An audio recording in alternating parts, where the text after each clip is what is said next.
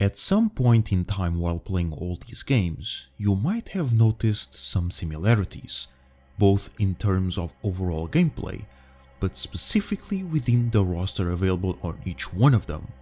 Not only we can see the same dinos overlap on multiple titles, they also play in a very similar manner or possess almost identical gimmicks.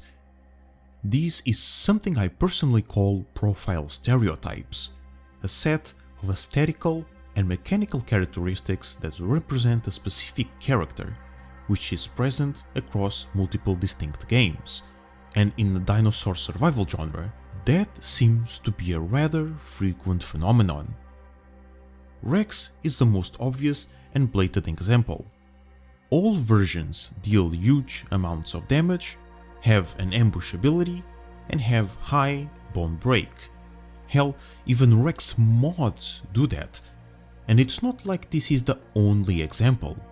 Pachys being fast, low health and reader RAM ability, Ankies being extremely defensive, I know they are all technically different species, but it's all Ankies, let's be honest, and so on.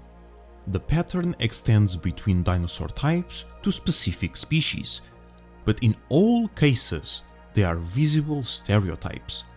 And that begs the question: to what extent do those same stereotypes impact each individual game? Are they a good or bad thing? Is this laziness, or is there more to this than meets the eye? First, let's analyze the reason why this happens in the first place. Like I said many times at this point, not all examples should be judged equally. There is a spectrum to this. The main question is if these similarities are fundamentally detrimental to the game or genre. During development, the creation of its roster to be precise, there are multiple factors that need to be taken into consideration, and one of them is the audience. Being a dinosaur game, it is obvious that it will attract for the most part people that greatly enjoy these creatures. Paleo enthusiasts, dinosaur media fans, animal enjoyers, etc.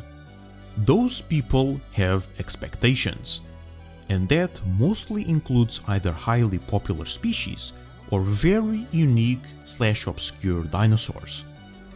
That is one of the major reasons why the rosters overlap so much so often. People know these dinosaurs, they are used to them, and most importantly, they like them. I mean, that's why they are even popular to begin with, and that pushes the needle towards the same species being chosen. But in the end, is that really a bad thing? After all, this is what people want. Path is a good example of that. They didn't plan to have Rex in the game initially. It was a backer that spent almost $1,500 that turned it into a reality. So to an extent, the community is willing to financially commit for those super popular dinos to be in their game of choice. Now, of course, that this is not a 100% net positive.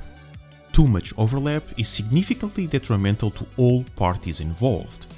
Players get less playable variety, and the games themselves get devalued because of it. So while having a portion of the roster identical to the competition is virtually inevitable, it is still important to not let that overlap become too broad.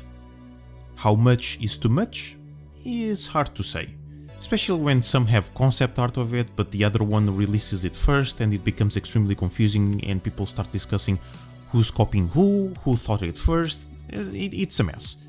But just having a couple on its own is not inherently a detriment.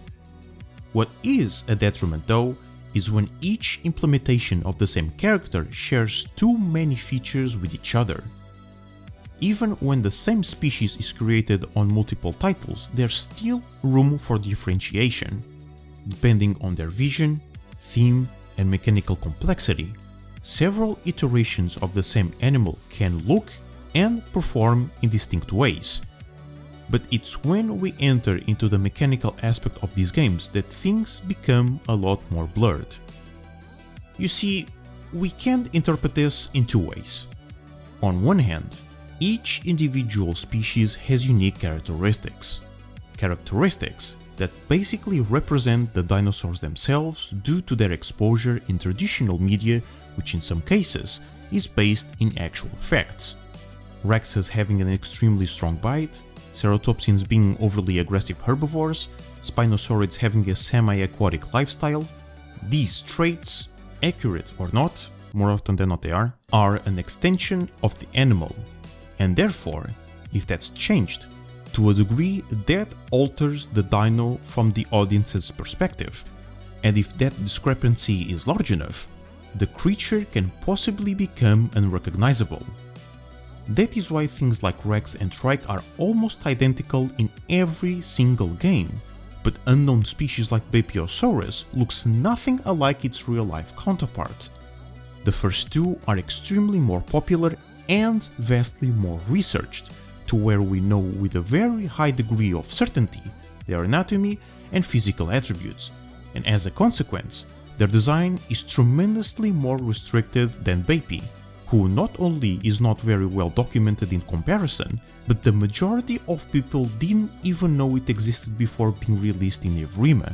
So developers have a lot more freedom while designing unpopular species in a more original way than others that are far more recognizable. But on the other hand, there is no real reason for all of them to have essentially the same kit. Sure, everyone is expecting the same dino to fill a similar niche in every game, but is it really necessary for all of them to have the same mechanics? Do all Megalanians need to have venom that works the exact same way? Do Deinocheirus need to be always hyper-aggressive bipolar omnivores? It is understandable that since they are the same animals, they will obviously have their similarities, but to this extent, I believe it becomes a waste of potential. And it was proven to us that this is not a matter of incapability. Cerato in both Path and Evrima, for example, have similar niches, being mid-tier bullies, but mechanically they work significantly different, with the former focusing on versatility and the latter having a unique bacteria system exclusive for them.